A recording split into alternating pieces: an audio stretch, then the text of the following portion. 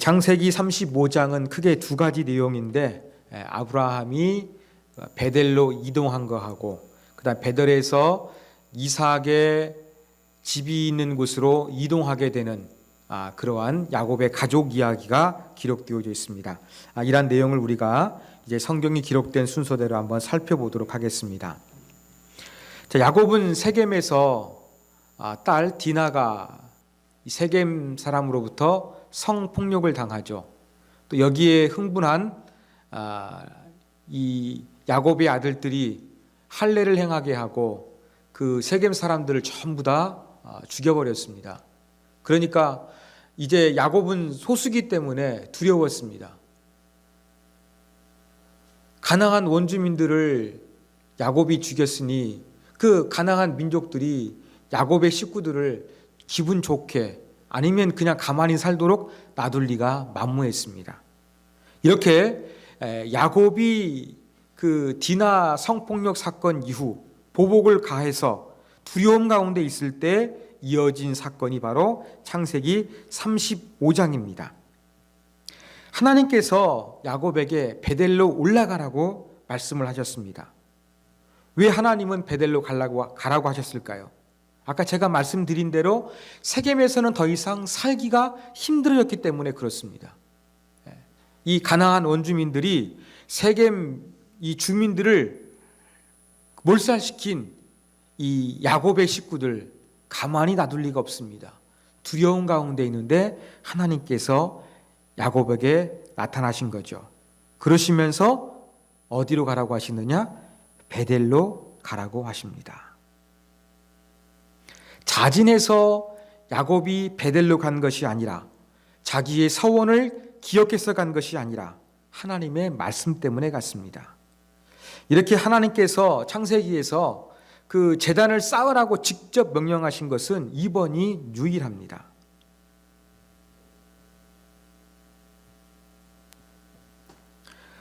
하나님께서 이 베델로 가라고 하시는 것은 여러 가지 의미가 있겠죠. 불안해하고 있는 세겜 땅을 떠나라. 그런 의미가 직접적인 원인이 됐겠고, 또 한 가지는 하나님께서 왜 하필이면 베델일까? 이 고향 땅으로 돌아왔을 때, 가나안 땅으로 왔을 때 베델에서 다시 한번 하나님 앞에 제단을 쌓을 것을 이야기했는데 야곱이 이것을 지키지 않았거든요. 그러니까 하나님께서 이러한 부분들을 언급하고 계시는 것입니다. 자, 이러한 하나님의 명을 받은 야곱은 어떻게 합니까? 이제 순종하려 마음을 먹습니다. 그러면서 이 순종을 행하기 전에 두 가지를 행하죠. 첫 번째는 야곱 일행들이 가지고 있었던 우상들과 그 귀고리를 모아서 전부 다 땅에 묻는 절차를 거행했습니다. 여기에 사용된 묻고라는 그러한 단어가 있습니다. 묻고. 4절 맨 끝에 묻고 있는데 이 묻다는 단어는 찾지 못하도록 그냥 깊이 숨겨버리는 겁니다. 아니면 쓰레기를 버리던 것처럼 그냥 버려버리는 겁니다.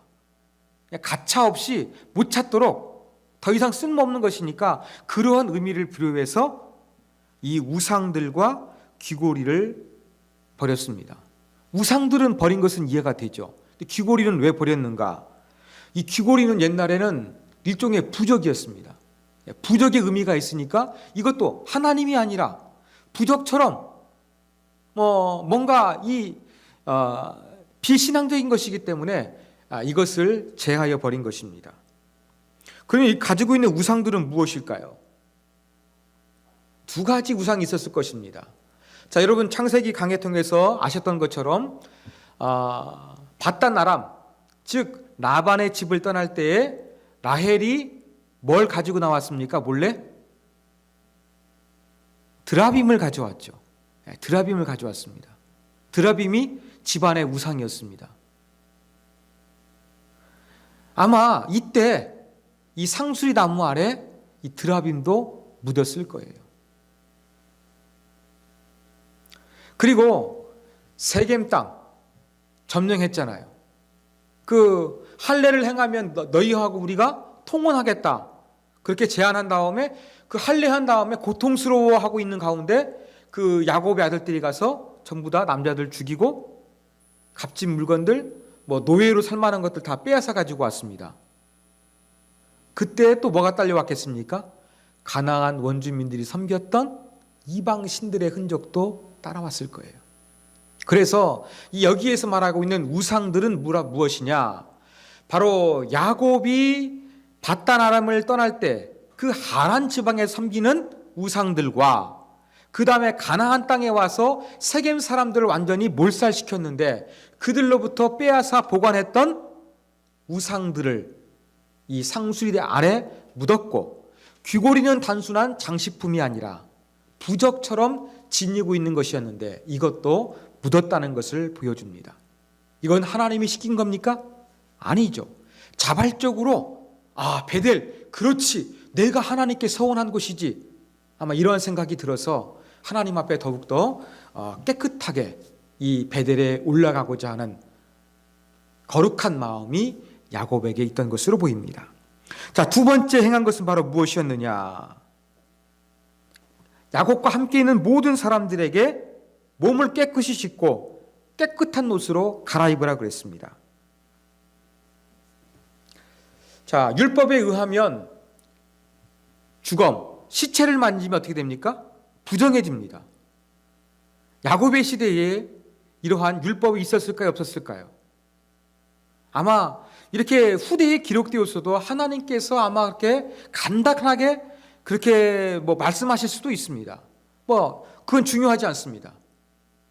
그렇지만 이렇게 세겜 사람들을 죽이면서 부정해졌고, 또 그들의 가지고 있는 물건을 약탈할 때에 시체를 만질 수밖에 없었을 것입니다. 바로 이렇게 부정해진 상태를 깨끗하게 하기 위해 가지고 목욕을 하라 그랬고, 그냥 몸만 씻는 것이 아니라 옷까지 다 갈아입어서 이제 하나님을 앞에서 새로워진 모습으로 하나님을 지극히 거룩하게 만나기 위해서 야곱이 준비하고 있는 이러한 과정들이 기록되어져 있습니다. 자, 이렇게 야곱이 하나님 말씀을 쫓아서 베델을 올라가는데 우상과 부적들을 버렸습니다. 그리고 자기들의 몸을 전체 전부 다 깨끗하게 했습니다. 이렇게 올라가다 보니까 어떤 일이 나게 되었습니까?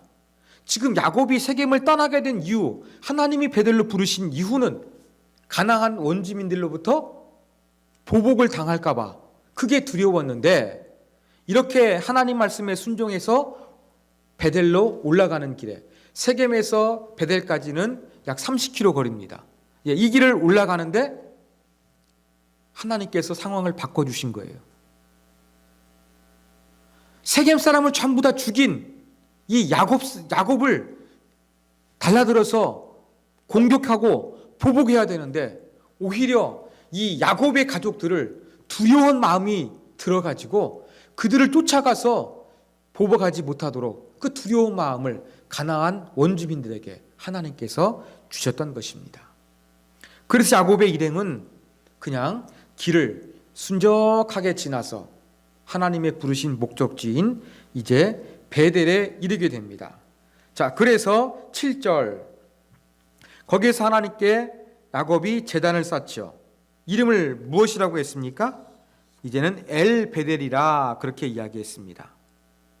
엘 베델, 베델의 하나님이라는 이야기입니다. 전에는 하나님의 집이라고 불렀는데 하나님의 집의 하나님, 그러니까 뭡니까? 과거에 하나님의 집이었던 곳을 다시 만난다는 그러한 의미에서 자기가 다시 한번 기억하는 것 같습니다. 내가 하나님께 약속을 못 지켰네요. 내가 베델이라고 그것을 이름 불렀는데 다시 명령합니다. 엘 베델, 베델의 하나님입니다. 이러한 의미에서 엘 베델이라 이제 그 지명을 부르게 되었습니다. 그러면서 한 가지 특이한 사건을 하나 소개합니다. 8절에 보면 리브가의 유모 드보라가 죽음에 자, 리브가가 누굽니까? 이삭의 부인이잖아요. 야곱의 엄마고. 그런데 리브가의 유모가 죽었답니다. 자, 야곱은 분명히 지금 리브가의 곁을 떠나가지고 하란에 있다가 이제 가나온에 돌아왔습니다. 몇 년이 지났는지는 몰라요. 그런데 왜 리브가의 유모가 야곱의 일행과 함께 있는 것일까요? 그 이유가 궁금하지 않습니까? 그리고 리브가는 제가 강의하다가 말씀드린 대로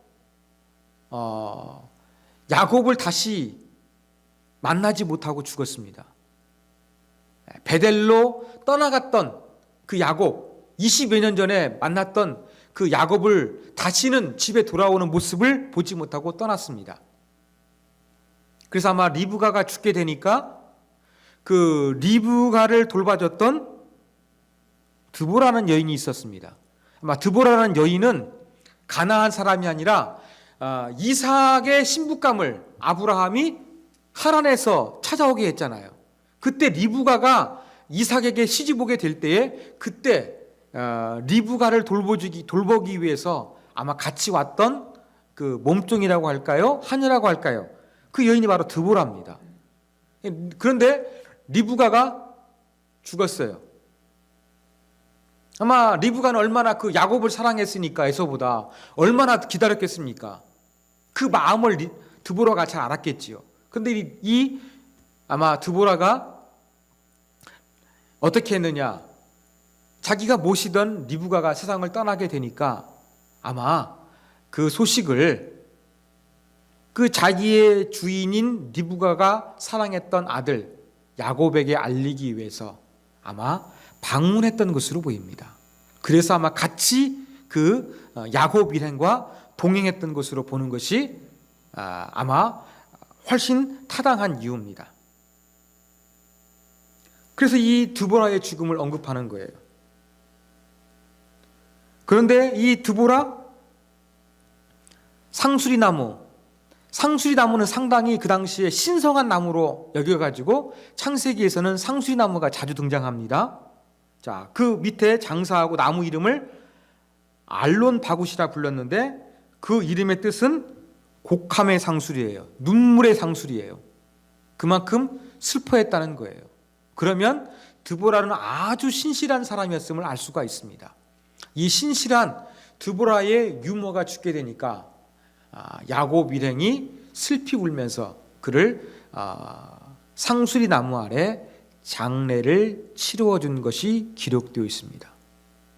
자, 리브가 죽었습니까? 안 죽었습니까? 제가 죽었다고 말씀드렸죠.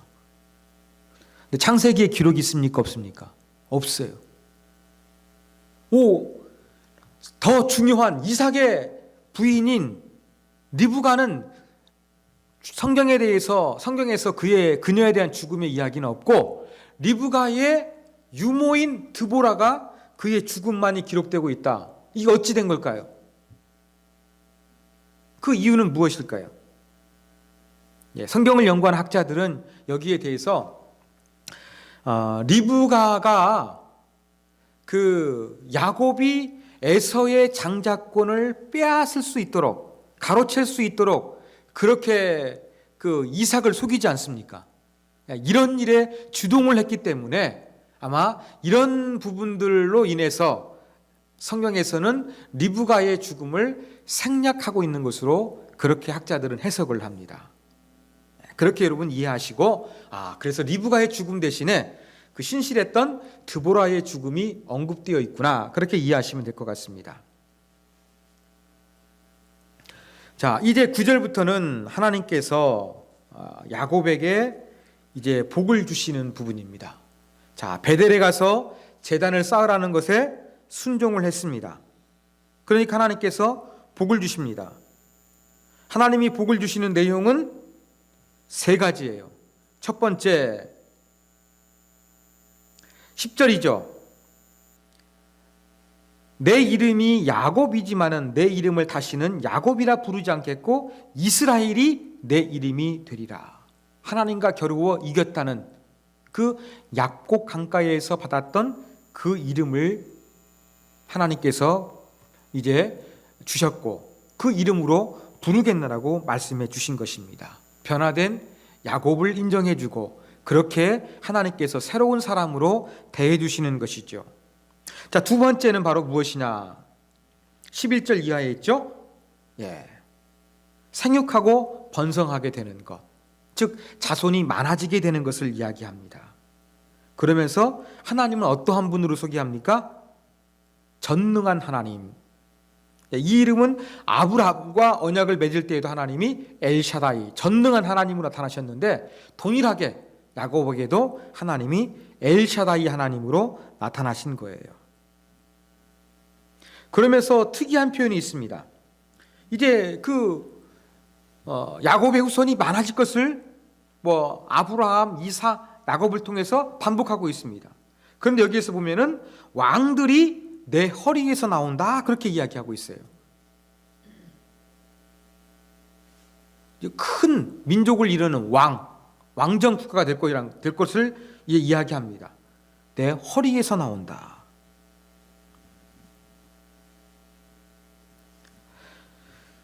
이 부분은 약복강가에서 그 낯선 사람과 씨름하는 것과 연결되어 있습니다.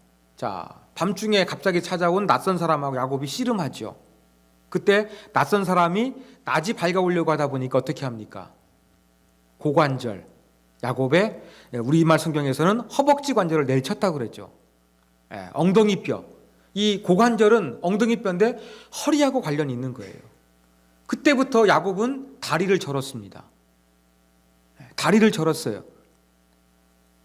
그렇지만 이러한 부러진 고관절과 연결되어 있는 것이 바로 뭐냐면 허리거든요.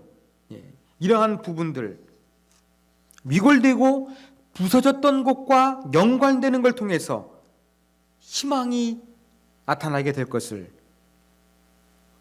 바로 하나님께서 약속하여 주신 것입니다. 그리고 12절 세 번째 약속, 바로 땅이죠. 많은 민족이 살 수 있는 주거지, 또 땅도 다시 한번 하나님께서 약속해 주셨습니다. 이런 부분들은 창세기 강해를 통해서 반복되는 것이니까 더 자세하게 설명드리지 않겠습니다. 자, 이렇게 하나님께서 세 가지 복을 주셨습니다. 야곱이 이제 반응하죠. 14절. 하나님께 자기에게 말씀하셨던 복을 주셨던 그곳에서 돌 기둥을 세웁니다. 그리고 그 위에 전제물을 붓고 또 그 위에 기름을 바릅니다. 그냥 제단을 쌓았다는 것이 아니라 이미 제단을 쌓았는데 다시 돌 기둥을 세운 거예요. 성전처럼. 그리고 전제물과 기름을 부었어요. 바로 이것은 어떤 의미가 있느냐? 전제물은 일반적으로 포도주를 붓는 것을 의미합니다. 전에는 기름만 부었어요. 왜? 야곱이 도망자의 신분이었고 가진 게 없었어요. 그런데 이번에는 전제물을 붓고 그 위에 기름을 부었어요. 지금은 하나님께서 많은 복을 허락하여 주셨기 때문에 이제는 부자가 된 야곱이 이제는 전제물을 부어드리고 기름을 발라서 풍성하게 하나님을 예배하는 그러한 모습을 보여주고 있다는 것을 우리가 알 수가 있습니다. 자, 이렇게 해서 하나님이 부르신 베델에서 제단을 쌓고 하나님의 복을 다시 한번 확언하고 또 야곱도 하나님께 감사의 표현을 했습니다. 35절 1절에 보면 베델로 올라가서 거기 하나님은 거주하라고 그랬어요. 그죠? 그런데 16절에 보니까 야곱은 베델에 얼마 안 있고 떠나갑니다. 어디로 갔겠습니까? 아직까지 야곱이 가나안 땅에 돌아왔는데 하나님께 베델을 기억하면서 찾지도 아니했고 아직 아버지 이삭도 만나지 않았습니다. 아마 그러니까 이제 이삭을 만나러 그렇게 이동하는 것으로 보입니다. 자, 베델에서 떠나 에브랏에 이릅니다. 에브랏은 베들레헴과 거의 같은 곳입니다. 자, 여기에서 라헬이 만삭이 되어가지고 이제 출산을 하게 되죠. 출산하는데 너무 상고가 힘들어가지고 아들을 낳고 라헬이 그만 죽게 됩니다. 이 바로 죽음을 앞두면서 라헬이 아들의 이름을 졌죠. 베노니, 슬픔의 아들이라는 거예요. 두 번째로 오래간만에 요셉과 나이가 차이가 많이 나요. 예. 그 아들을 주신 건 감사했지만 그 아들과 헤어져야 되니까, 자기는 죽어야 되니까 슬픔의 아들이라고 불렀는데 야곱이 이름을 바꾸죠. 베냐민, 오른손의 아들이라고 했습니다. 여러분, 성경에서 오른손은 상당히 중요한 의미예요. 왼손은 심판과 이 응징의 그러한 의미가 있습니다. 그래서 오른손의 아들이라고 했다는 것은 상당히 복된 이름을 야곱이 지어준 거예요. 슬픔의 아들이 아니야, 복된 아들이야 라고 하면서 야곱이 이름을 그렇게 베냐민이라 지어주게 되었습니다. 그리고 라헬은 여기에서 죽고 맙니다. 자, 라헬이 왜 죽었을까요?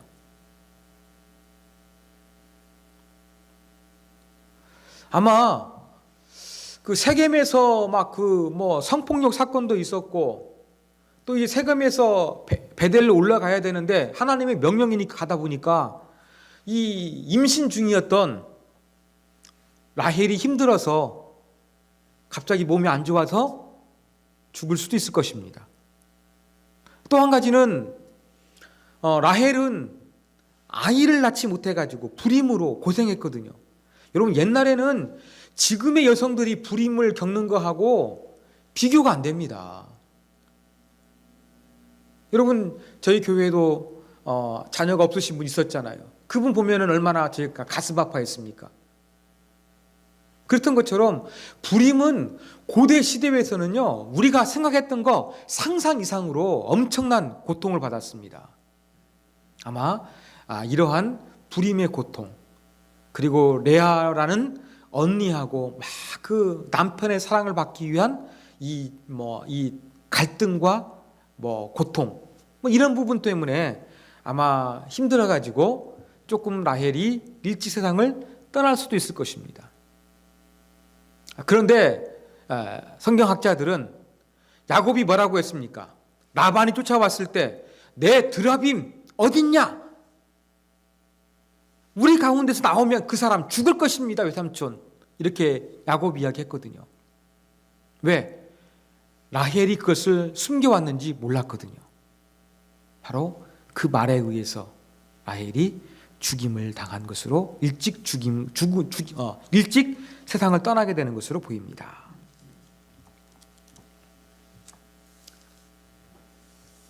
자, 이렇게 이제 길을 가다가 가장 사랑하는 여인이었던 라헬을 이제 그 영영 이 땅 위에서 이별하게 됐지요.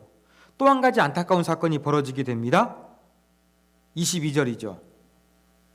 르우벤이 빌하와 동침했습니다. 자, 빌하는 누구의 몸종이었습니까?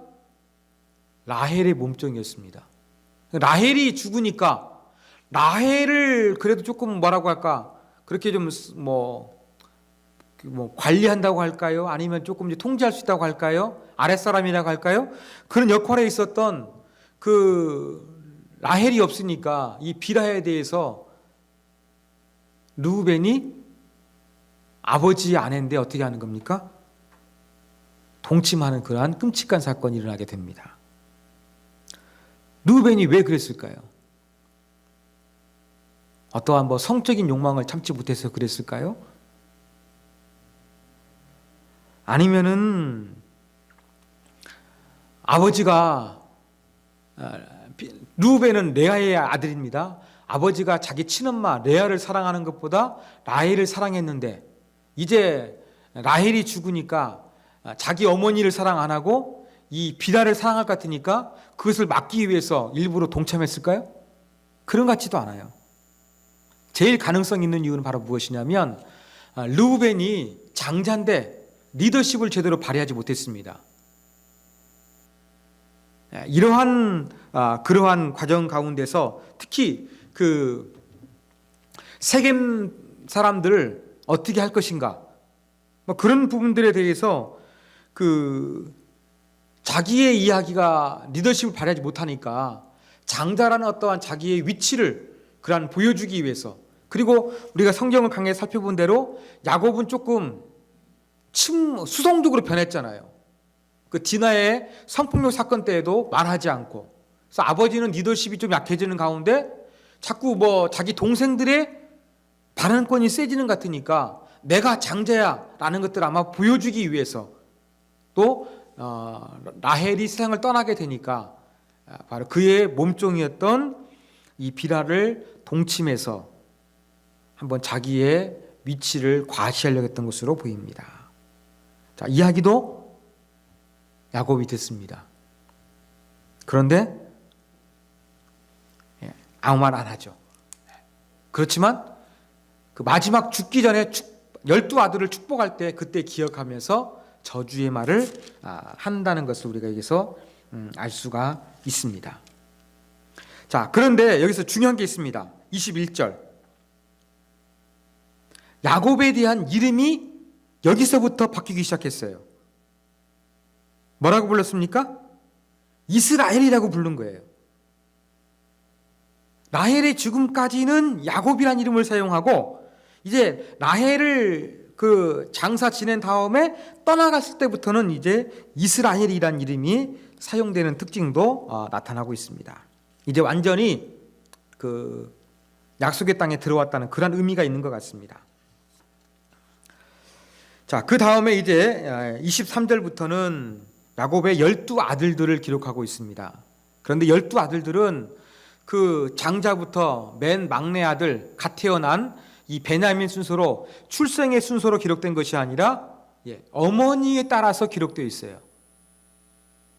레아, 라헬, 그 다음에 라헬의 여종, 레아의 여종, 이러한 순서로 12아들을 기록하고 있고, 그래서 26절에 보면 바다마람, 하란에서 나온 아들이라고 했는데, 이 베냐민은 여러분 아시는 것처럼 얼마 전에 죽었으니까 태어난 곳은 가나안 태생인데 예외적으로 그렇게 우리가 이렇게 받아들이면 될 것 같습니다.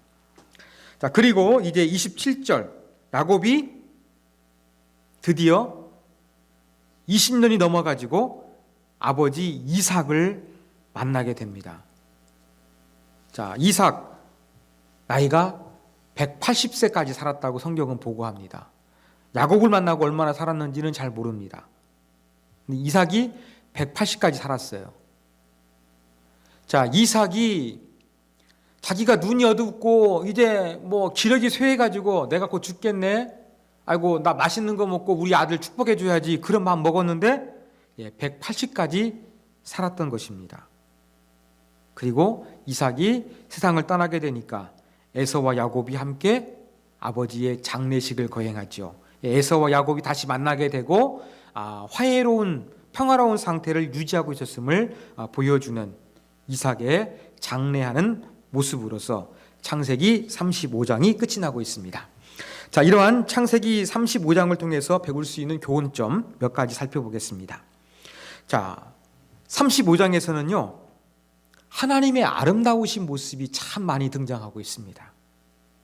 하나님의 모습, 아름답고 선하신 모습입니다. 자, 네 가지로 하나님 모습을 제가 정리했습니다. 첫 번째, 하나님은 두려움을 느끼는 자에게 위로를 주시는 분이세요. 자, 야곱이 세겜 사람들을 전부 다 그 아들들이 죽여서 보복을 당할까 두려워했어요. 그때 하나님은 야곱을 찾아오시면서 베델로 가라, 베델로 가라, 그렇게 말씀하시죠. 그러면서 그 두려움 가운데 있는 야곱을 찾아봐 주시는 사랑의 하나님이십니다. 두 번째, 야곱에게 하나님께서는 베델로 올라가라고 명령하셨어요. 하나님은 어떻게 합니까? 우리가 하나님 앞에 약속합니다.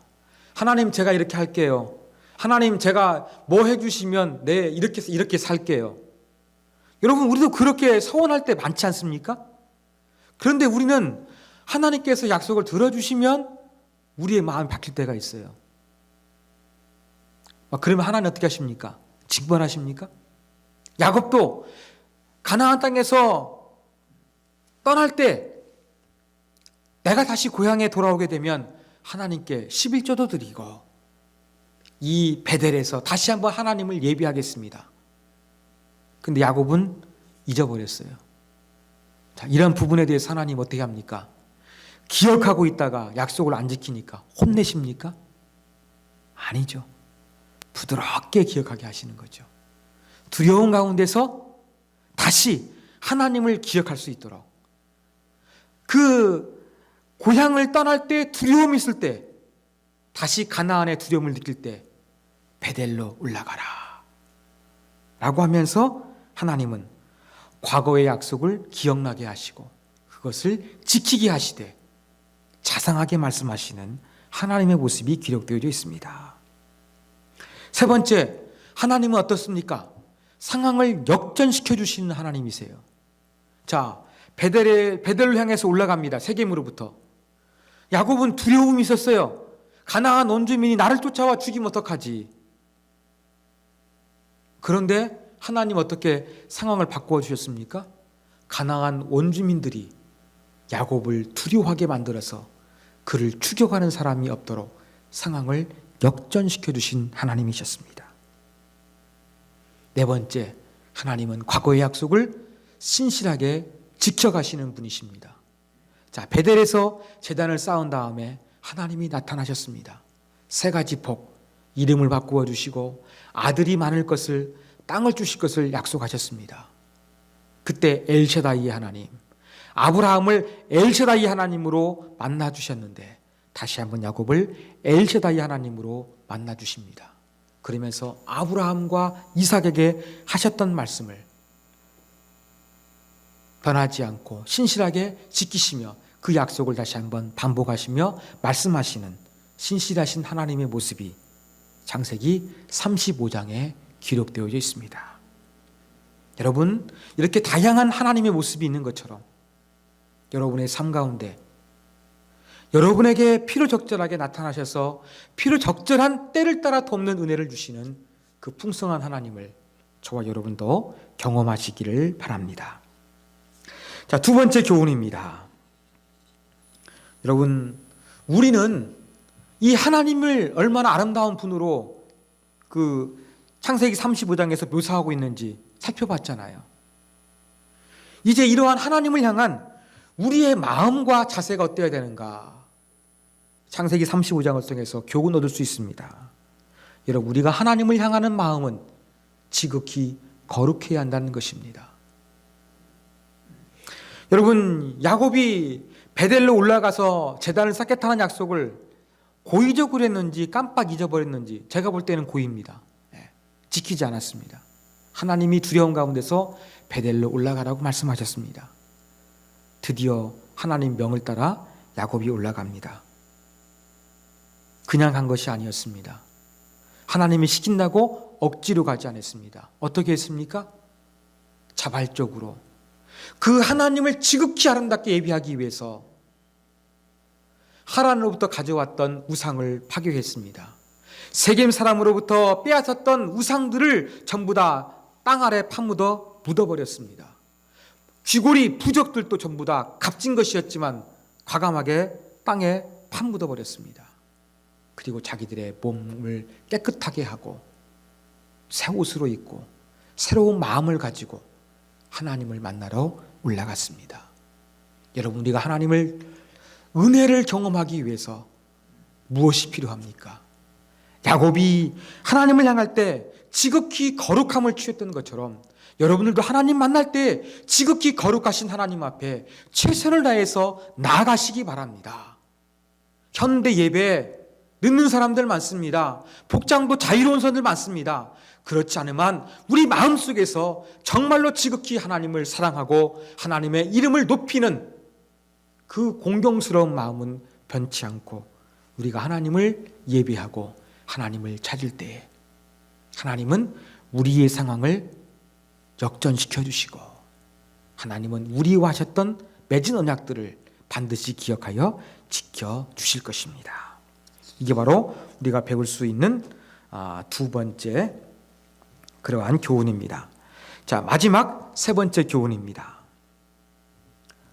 세 번째 교훈은 과거의 잘못된 영향을 차단하는 것이 중요하다는 교훈점을 배웁니다. 자, 오늘 본문 가운데서 두 여인의 죽음이 있죠. 라헬의 죽음과 드보라의 죽음이었습니다. 드보라의 죽음은 유모였지만 아름다운 죽음이었지만 또 성경이 특별히 언급하고 있지만 라헬의 죽음은 안타깝습니다. 왜요? 요셉을 낳고 한참 지나가지고 늦동이 베냐민을 낳았는데 그 아이를 낳다가 이제 라헬이 세상을 떠나게 됩니다. 얼마나 안타깝습니까? 이러한 라헬의 죽음이 얼마나 안타까웠는지 여러분 예레미야 선지자가 인용을 합니다. 그리고 이것이 신약 성경에도 반복되고 있어요. 라마에서 슬퍼하며 통곡하는 소리가 들리니 라헬이 그 자식 때문에 애곡하는 것이라. 그 라헬의 죽음, 라헬의 슬픔, 이름을 슬픔의 아들이라고 짓지 않습니까? 그 슬픈 마음은 그 아픔을 가지고 라헬이 생을 마감합니다. 그런데 이렇게 슬프게 생을 마감하게 되는 라헬, 과거의 잔재들 때문이었습니다. 그게 바로 무엇입니까? 바로 아버지의 신상 그 드라빔을 훔쳤던 것들이죠.